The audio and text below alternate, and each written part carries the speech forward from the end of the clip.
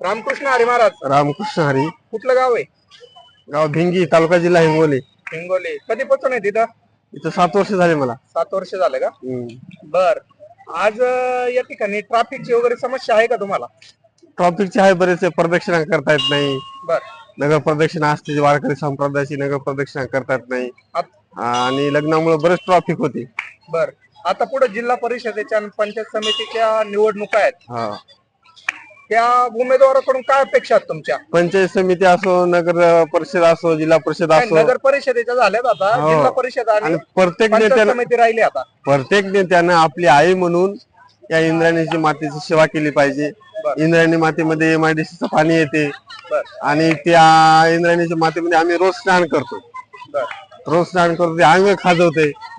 पाणी साईडला केलं पाहिजे आणि इंद्रायणी माता स्वच्छ केली पाहिजे. बरं. अजून काय केलं पाहिजे बरं? त्याच्यातली घाण बाजूला केली पाहिजे, स्वच्छ केली पाहिजे इंद्रायणी माता. आता जसं हरिद्वार, काशी, अयोध्या त्या गंगेचं पाणी पितात. या ठिकाणी पाणी आपल्याला तीर्थ म्हणून बी घेता येत नाही. अच्छा. नाही उमेदवार जो निवडून येईल त्याला तुम्ही काय आवाहन कराल, म्हणजे काय केलं पाहिजे त्यांनी स्वच्छ केलं पाहिजे. घाट परिसर, इंद्रायणी माता, इंद्रायणी मातेचं जलपरी हे. आता हे घाणपाणी कुठून येतं बरं? हे आपलं लोणावळा, आपलं चाकण. रस्त्याची काय अवस्था आहे इकडे? रस्त्याची अवस्था, रस्ता चांगला आहे पण ट्रॉफिकच भरपूर होते. का बरं ट्रॉफिक होतंय? काय तुम्हाला काय जाणवलं का? कशामुळे होतं काय? काय जाणवलं नाही.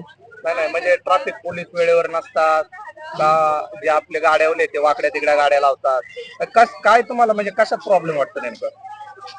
डावी बाजू कोण अशी डावी बाजू हे केली पाहिजे, उजवी बाजू आणि उजवी बाजू केली पाहिजे. धन्यवाद महाराज. राम.